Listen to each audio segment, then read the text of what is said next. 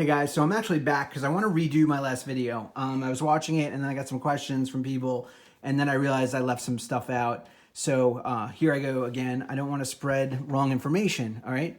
So first of all, for those of you who don't know what this thing is, so the Ox is basically two products, and I think it's a little confusing when you watch the official demo so far because they're talking about an attenuator and then they're talking about digital modeling. And it's very important to note that those two things are completely separated in this unit, okay? So the attenuator and the digital stuff do not share a signal path. So you can use it as an attenuator to load down like a vintage amp. You can mic that up if you want, and you can put effects in post in your computer when in your recording studio, okay? I'm noting that because the Fryed power station is also an attenuator, but it has an external effects loop. So I feel like that's a step above in terms of the attenuation stuff. So I feel like this should really have a loop or have some way to have a line in so you can add stuff, but it does not have that. Other thing to note is that the Fryed power station has a power amp in it. So clearly there's limitations with what the Ox can do. So from the attenuator side, it's just an analog attenuator. And the way it works is that you have 5 preset attenuation levels. All right, and those are, as I said, preset, which is also different from the Fryed because the Fryed has just a 0 to 10 dial. You can do whatever you want. I'm sure there's really good reasons for Universal Audio to do this, but I don't know what the reasons are. So let's get down to I think 90% of the product is this cool stuff, right? So the way this works is that the Ox is a reactive load box. So you can plug your 100-watt amp into this thing. You don't have to worry about a speaker being connected. Your amp will not blow up. So your amp is loaded down and protected. And then that signal is sent into the Ox, and then it goes through their modeling and simulation. So in terms of the simulation, you can choose cabinet speakers, microphones. You can blend microphones.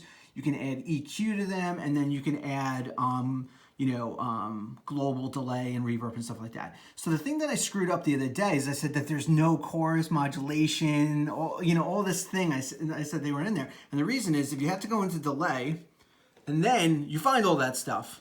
So, as I said, I'm just, it's brand new. That's a danger of doing something like this and not really, exploring it deeply enough. And then I found all these cool presets like Drop Dead Legs. And then there's a Dr. Feelgood preset with like kind of the Bob Rock EQ. So there's so much cool stuff in here. And I really think this is the heart of what makes this product so amazing.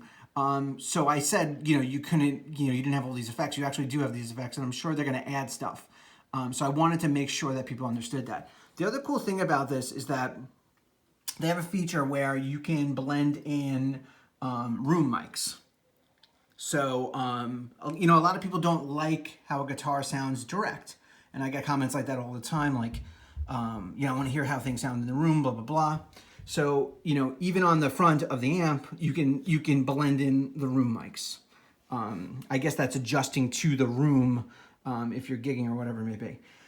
The other thing to note is that you don't need a computer or an iPad to use this as a standalone unit because basically there are 6 presets that you can set, and you can bring the Aux wherever you go, and you can just, change the preset on the interface. And what's cool about that is that you can optimize rig 1 for like the high gain stuff, and then you can optimize rig 2 for like a clean or something like that. And they have, like Vox style cabinets and stuff like that. So it's really, really cool because if you're going for like a Vox type tone, you can pair that with the right cabinet.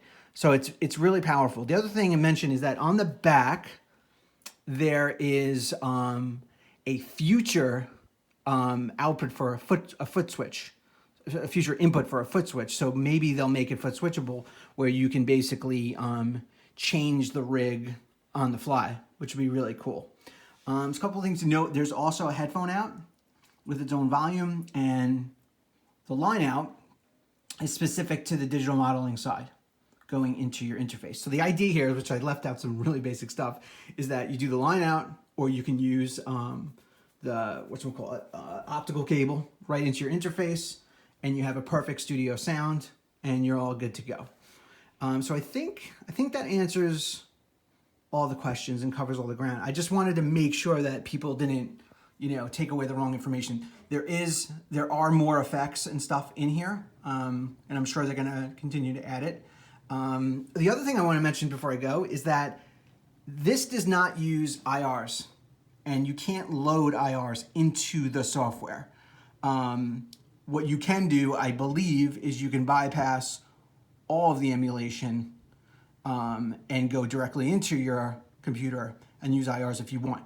But the whole point of this is that it's using Universal Audio's dynamic speaker modeling algorithms.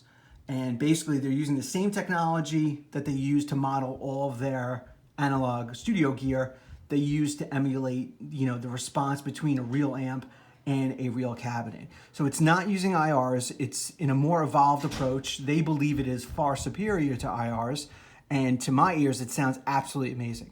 So I think this is an unbelievable, game-changing product, and I am so happy with it. I've been using it every single day, obviously discovering new things, and I see a lot of guys getting it, and I think they're gonna be really happy. And that's it. So I hope this was even more of a clarification, and I apologize for the omissions on the last video. See ya.